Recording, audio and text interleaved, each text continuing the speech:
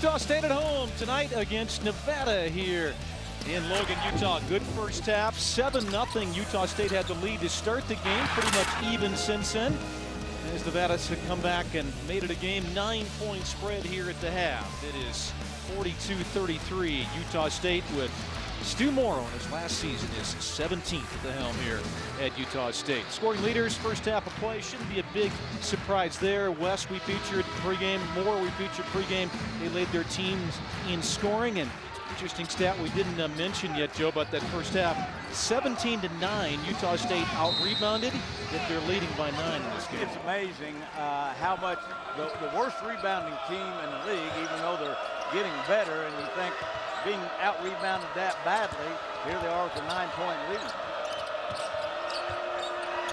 So we'll pack with the basketball to start this second half. West kicks it out top. That's knocked out of bounds by Utah State. 18 to shoot yet. The Aggies with only 2 turnovers in that first half. Single-digit turnovers in their last 2 games against Boise State and against New Mexico. West has it blocked by Collette. He thought he had an easy basket. And then a foul at the other end at Coleman. Collette just has a knack, coming off back-to-back 4 block games against Boise State and New Mexico. What he has a knack on, that got him in trouble early in the year, Jerry. He got in a lot of foul trouble trying to block a lot of shots. He gets more blocks on his guy than anyone I've seen for a while now. Jalen Moore also got an outstanding shot blocker, gets him coming across the lane from the weak side. And Collette is fouled. He took it to the hole and tried to dunk it. And he is fouled by Stivrins. Well, he's quick in the post. Yep. Collette, really an explosive move there. Even if you were coming to double team him, you would have been late. He got there in a hurry. And we saw the block at the other end by Collette. Single season block leaders, Utah State history. And Collette is right there. He's just 9 away now, and that's the best mark in school history. He's got a great chance to become the all-time leader in one season. Well, that leader, Sean Daniels, talk about long arms. I coached against him. He was only about 6'6", but had long arms, and again, kind of a great knack for blocking shots. Collette at 6'8", long arms, gangly and bouncy. He was one of the best freshmen in the league. He and Moore together have 2 more years to play. They're going to form just a terrific front court 1-2 punch. We mentioned earlier, this is a young Aggies team. They got all their starters coming back next year. There's a 3 knocked down by Eric Cooper. Speaking of outstanding freshmen, Cooper in his last 5 starts, I said, averaging just under 15 points. He is really coming of age for a youngster.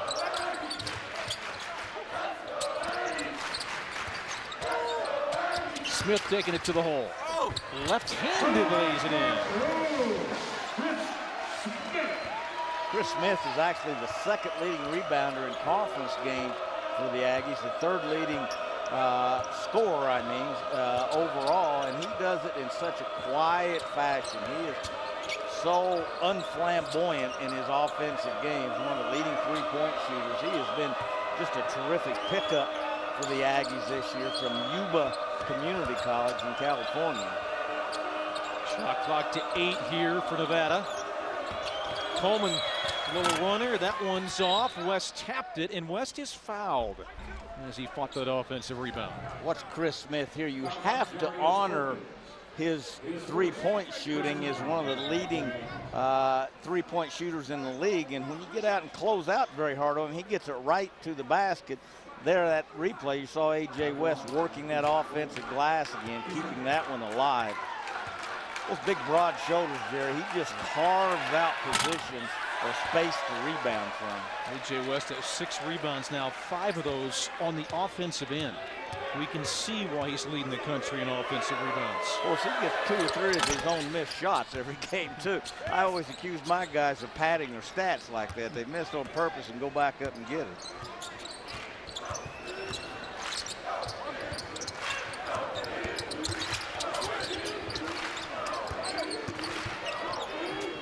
And that's a 3 for Perry, and he hits it.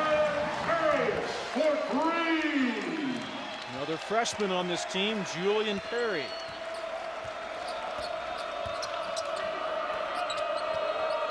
12-point lead is the biggest tonight right now for Utah State. Perry's career high is 18 earlier in the year against Utah Valley. There's a chance maybe to surpass that tonight. Coleman couldn't connect on about a 14-footer. Rebound by Perry. Perry, another one of the freshmen in the league that is got 3 years left and is going to bring a wealth of experience to the table next year. Moore has that knocked out of bounds. That's off the hand of Coleman.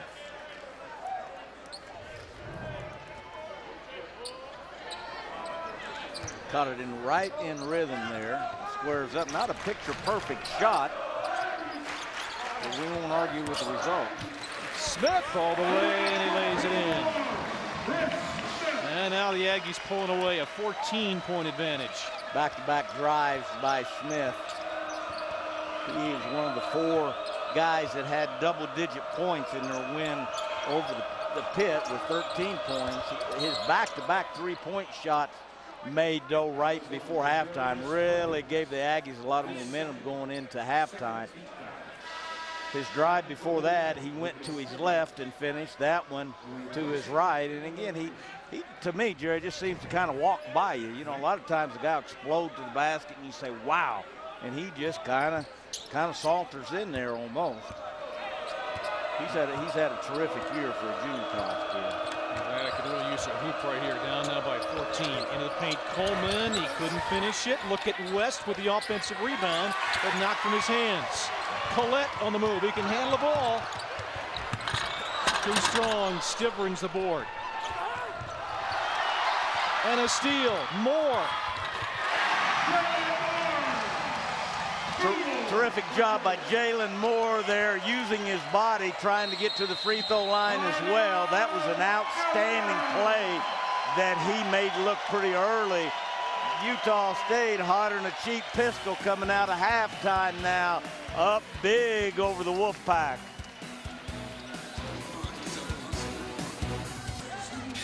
Utah State at home tonight, but last Saturday, Joe, boy, a big win at the Pit in Albuquerque. Well, a great college basketball atmosphere. The Aggies got down early, down 9 points, and it looked like it was going to be all Lobos. And Chris Smith hitting back-to-back threes before halftime gave the Aggies big momentum going into halftime.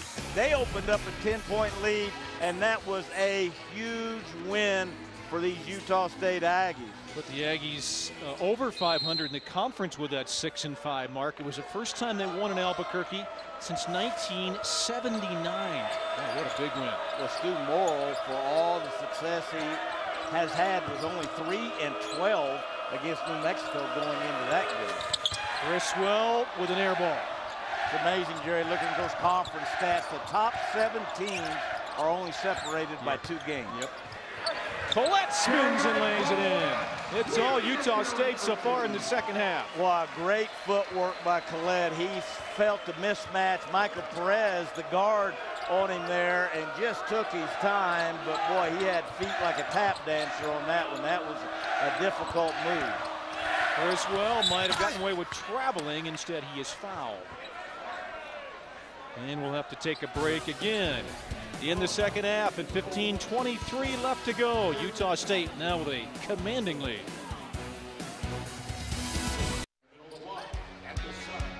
Well, folks, as you know, a couple days ago we lost a legend, Dean Smith, 36 seasons at North Carolina as the head coach, and 11 Final Fours, 2 national championships, 82 and 1993, sorely missed by the basketball community, and then some.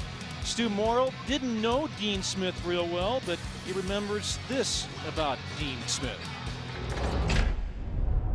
Well, I think you can sum up my thoughts by the fact that I played against North Carolina when I was coaching at Colorado State, and I have a picture, a black and white picture of Dean Smith and I before the game, and I cherish it. You know, it was like getting to meet the Pope or something. You know, it was just an unbelievable experience. Now, it wasn't much fun when the game started, but you know, he's just an icon, just a legend.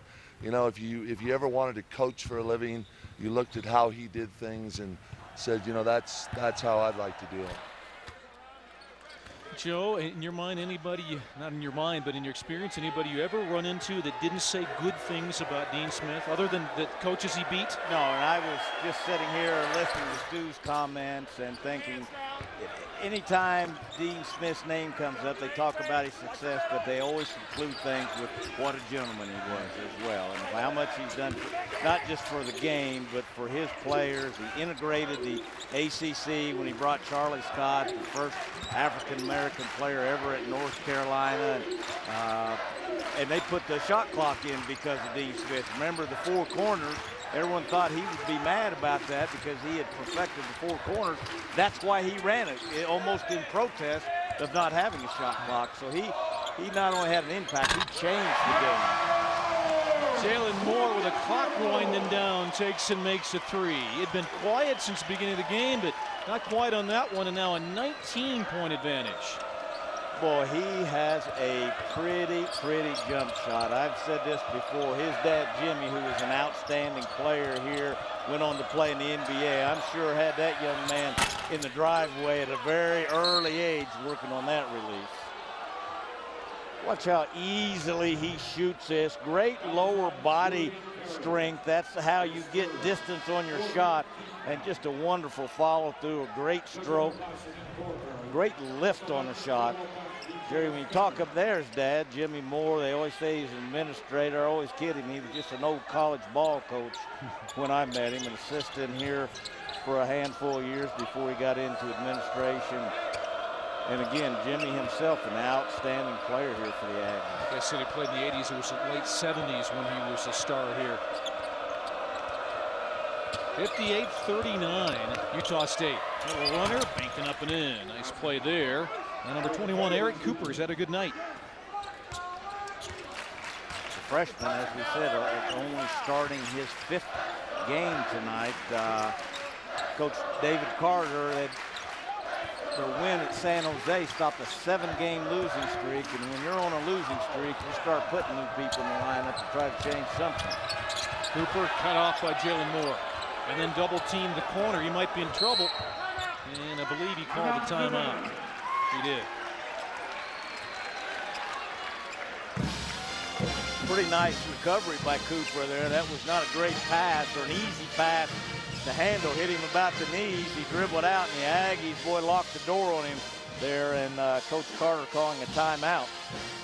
Now tune in this Thursday at 7 to see the Denver Pioneers host the first place North Dakota State Bison. Root Sports is your home for Denver basketball all season long. That's a fun team to watch, by the way. Joe, you've probably not seen the Denver Pioneers, but that's a team that runs that Princeton offense, and they do it with perfection. They can really shoot the ball. Well, Joe Scott played under the Princeton offense when he played at Princeton, and he coaches it probably better than anyone in the entire nation, and that's not a whole lot of fun to try to guard either. Look over at the Aggie bench there. You see Tim Duryea holding up the play calling chart they have over there. For years, they had one chart, and then they had to start using two. One was a false chart, and the other one was the real chart. Stu Morrill, as I said, the master of set plays. There's Tim Duryea. He doesn't have the to Stu's left. There's his chart there as they call the plays for the bench. Tim Duryea, associate head coach here. Like I said, I hope the administration give him a long look at being the next head coach here. He is an outstanding coach and has contributed mightily here to this Aggie team. They've been pretty tight-lipped here in Logan about who the replacement might be for Stu Morrill. Not much information being released. Shot clock not reset. It's down to 10 for the Wolfpack. Cooper and a kick out. 5 to shoot. That's a 2, and it's good. Nice shot there by DJ Fenner. We're down 15. Nevada's kind of playing pretty free and easy on offense now. I don't know if they can close this gap in or not, but they don't seem to be too uptight. They're shooting it pretty easy.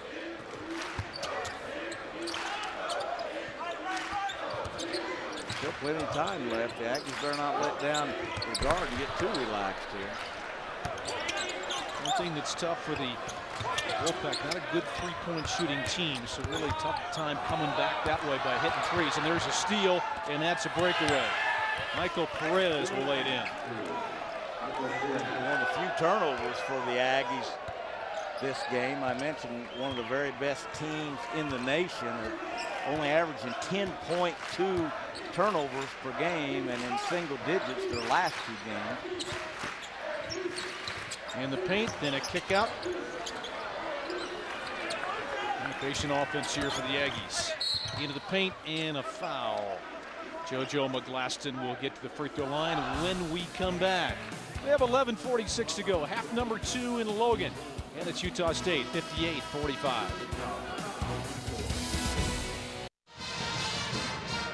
Welcome back to Logan with the Aggies up 13. Earlier, Jeremy paid tribute to the great Dean Smith. It was 50 years ago last week that the great Wayne Estes, tragic death after a game that he had just surpassed the 2,000-point scoring mark for the Utah State Aggies here after a car accident, walked into a live electrical wire and was killed instantly, virtually on campus.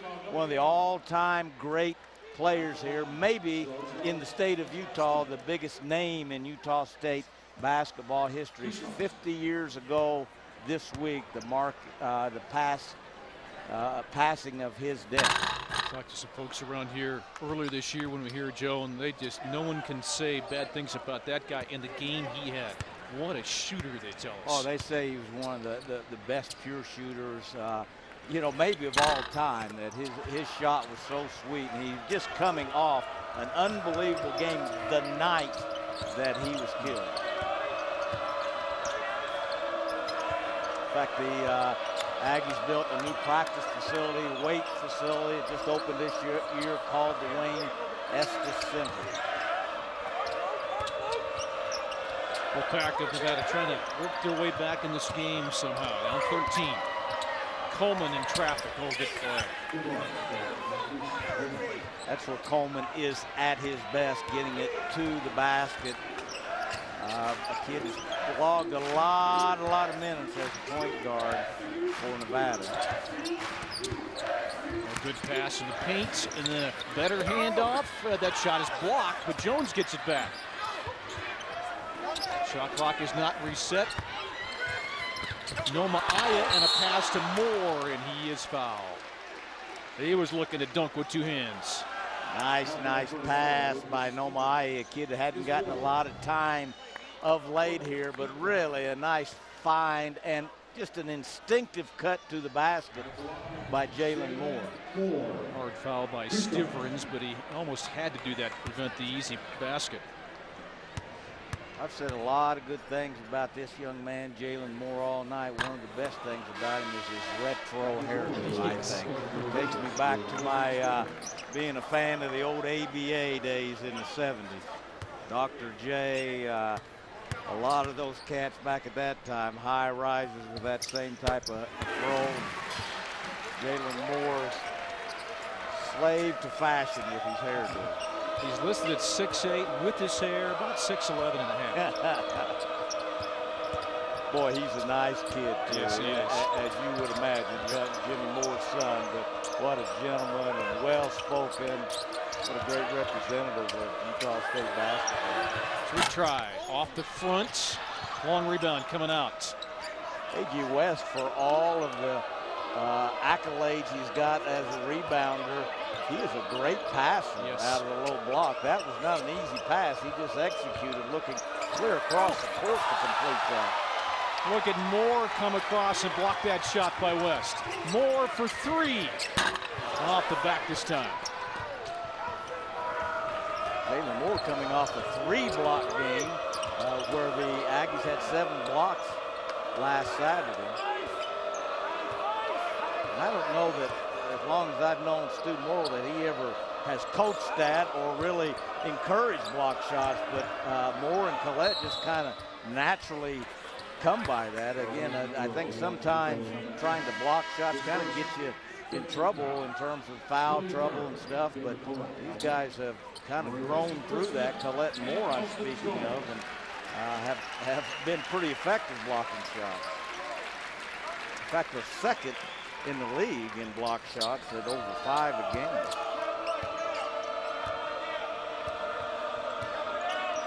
9:35 left, 59-47, Utah State. Nevada trying to hang around this game. That'll help a little bit. Nice play by Teron Criswell. The Aggies have kind of dropped their guard a little bit defensively, not near as on point or as quick to the ball, giving up way too much dribble penetration now. They've just kind of settled into the mindset they're going to outscore them the rest of the game. Jalen Moore passed up the 3 and got the layup there. Criswell splits the defenders but has it blocked. Noma Aya, good pass in the front court. McGlaston to Collette, but he couldn't finish.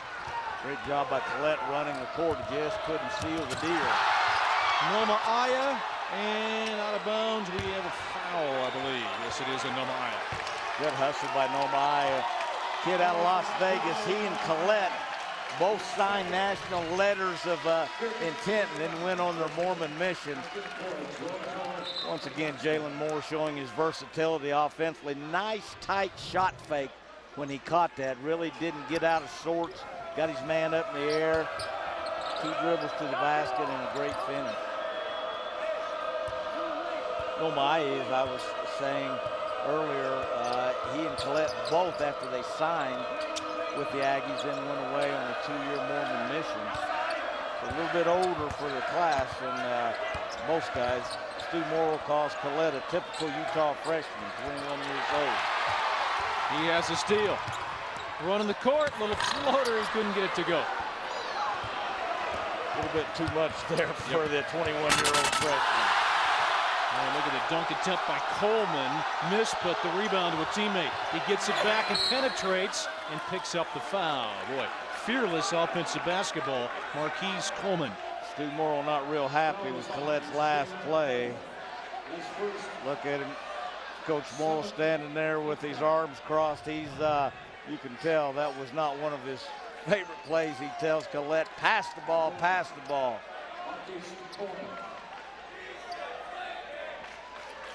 And as I said, too much dribble penetration by Nevada right now. That's about the 3rd straight trip they've gotten it right through the paint. Marquise Coleman, good free throw shooter, hits that. Trying to get the game down to 10. There was a 19-point spread at one point for Utah State. And here comes a crowd favorite, Sean Harris, number 30 in the lineup. We talk about Jalen Moore's hair. Sean Harris right there with him. That is a fashion statement all into its own there. This is the Beehive State, isn't it, Joe? Well, this kid was supposed to be a senior last year, has overcome a horrible, horrible knee injury. Highly touted coming out of Yuba City Community College, and had a really bad knee injury. Petitioned the NCAA last year. This is actually his 6th year of eligibility. Collette is fouled by A.J. West, going up to dunk the ball. We'll come back to Logan, Utah, 61-51, 10-point spread. Aggies up.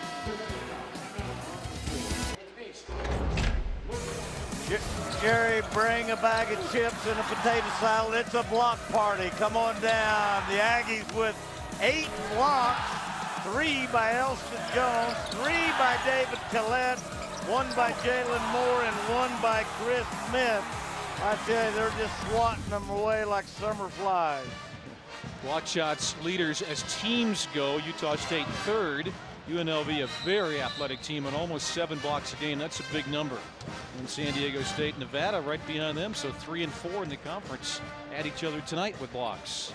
Well, as I said, in all my years of coaching against and watching Stu Morrill coach, I never remember a team that is this prolific in blocking shots. Usually he preaches staying on the ground, making score over you, and not gambling for those block shots. But for this team, it just kind of seems to be something that comes natural to them, especially for this guy.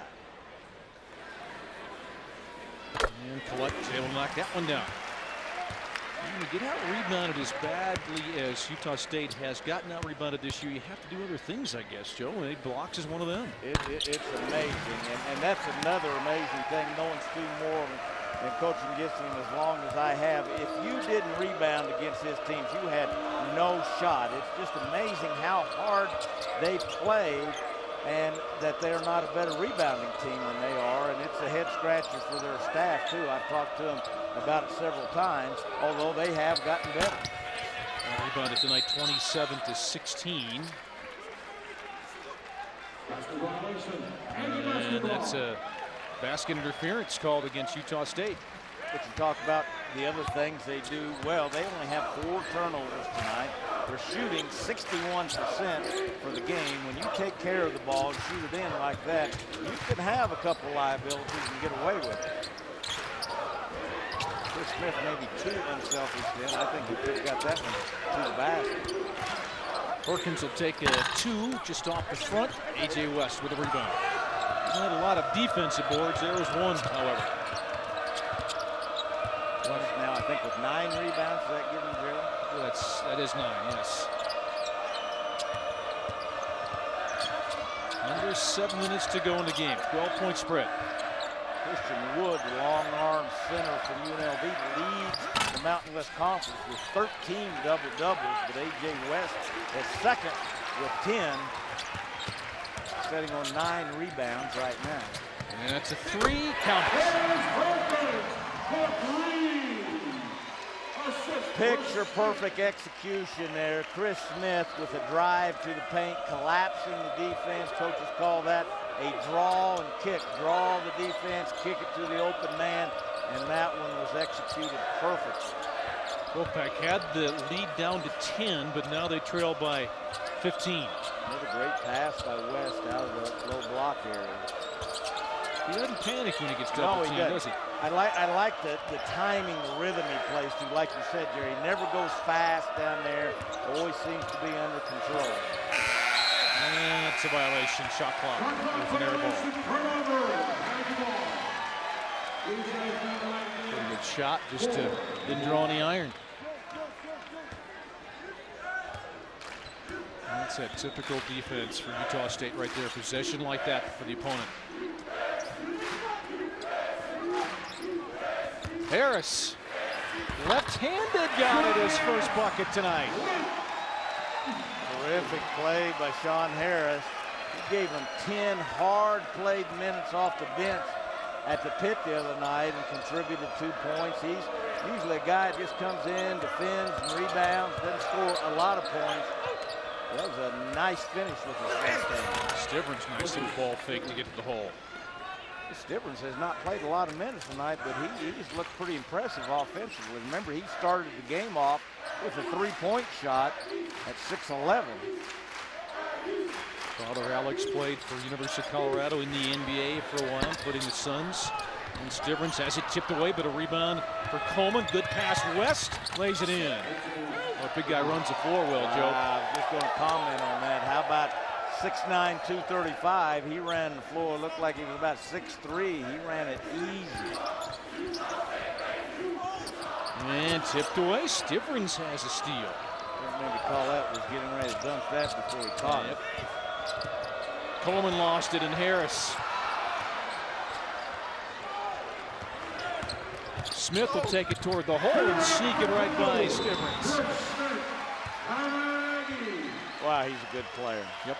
I mean, again, I keep saying how quiet he gets things done. You don't think he's accomplishing a lot. You look down, he's got double-figure points and a great defender on the perimeter, one of the best three-point shooters in the league. But that was really a smart basketball play there. Didn't force it. Just kind of created an angle to the basket. Not great defense by Stivrins. He just kind of stood there and opened the gate for him, but credit Chris Smith. So the lead back up to 15 now for Utah State. It's a Nevada team that has not led at all tonight. Got down 7-0 to start the game.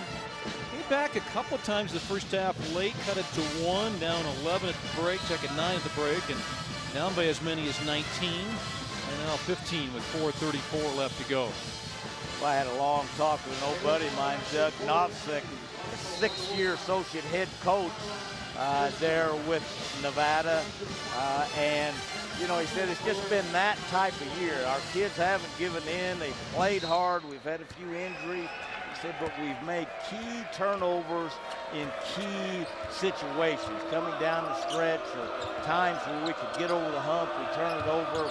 Coming off a game where they turned it over 19 times against San Jose. Criswell, that's a big basket. Makes it a 70-58 game, 4:14 left and a quick timeout called by Nevada. Criswell and Cooper inserted into the lineup 5 games ago for Fenner and Perez in the midst of that 7-game losing streak. That was a very, very nice looking jump shot there by the junior college transfer out of Omaha, Nebraska.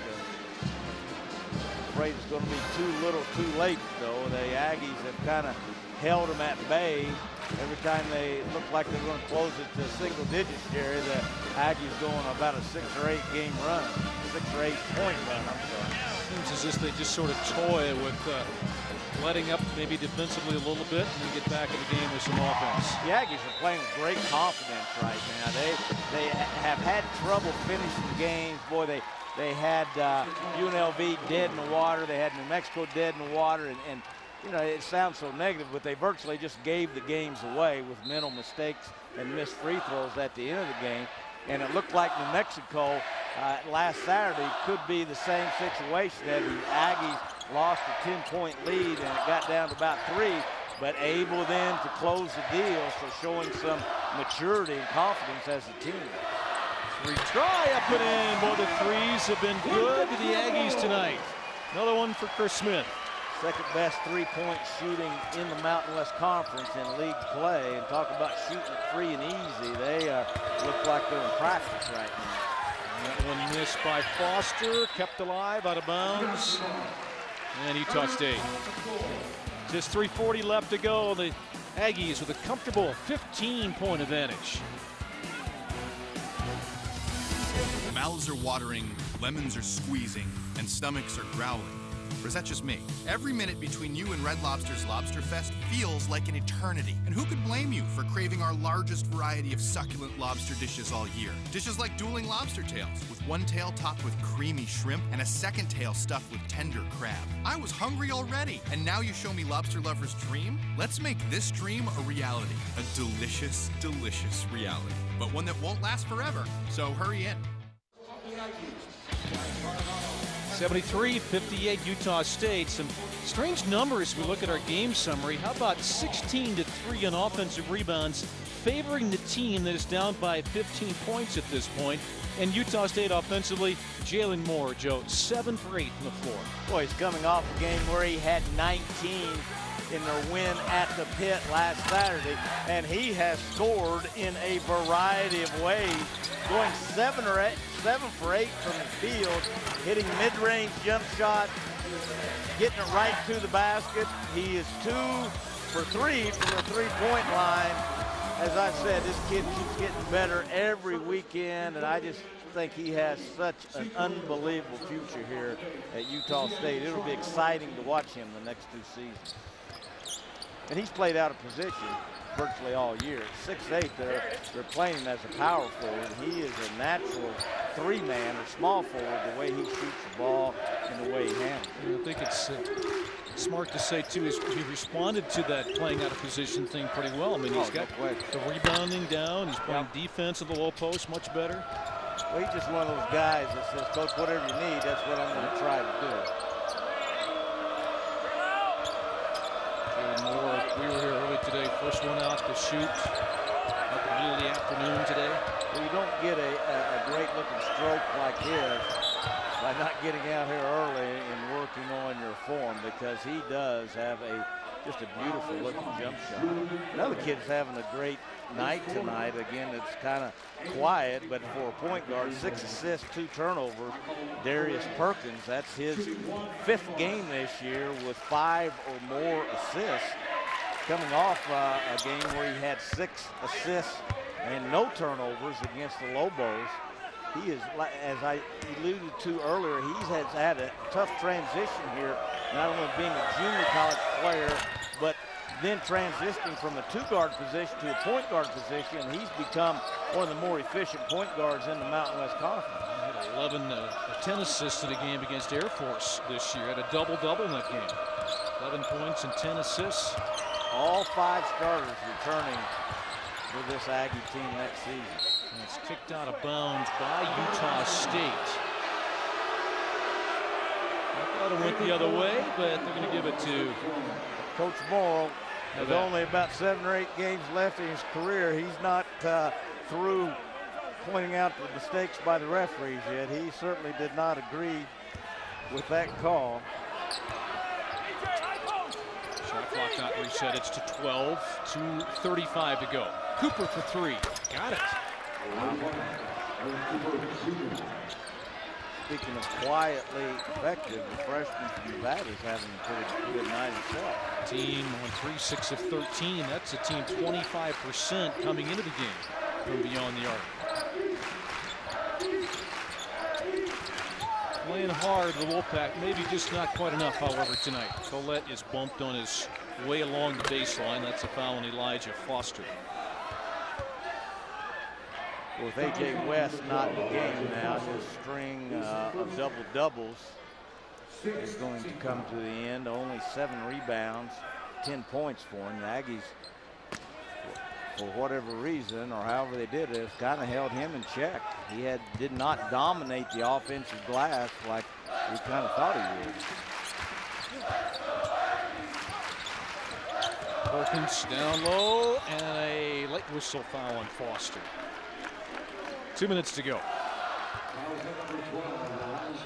Foster is seventh team foul at the free throw line.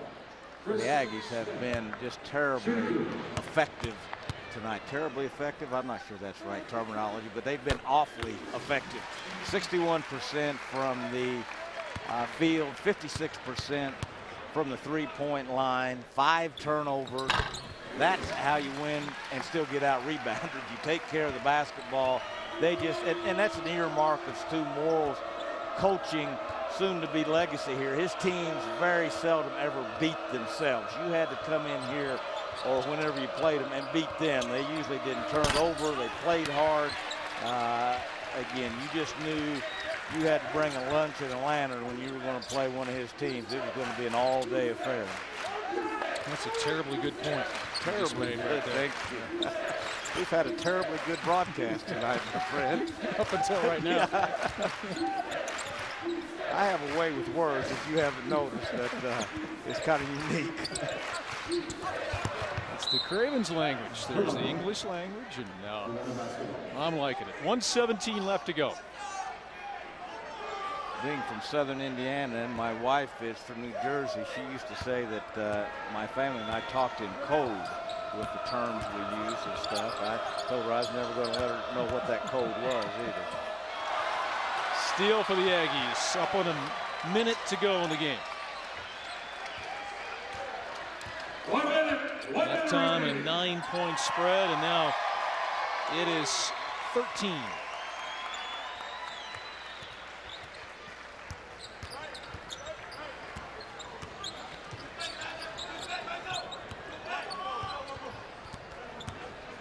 Now the Aggies just trying to milk that clock down. 10 to shoot.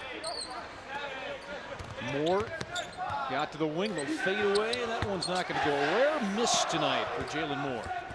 Step back to his left. If that one had gone in, he had kind of scored in just about every way imaginable tonight. Comes back with a block shot, however, at the defensive end, and 20 seconds left.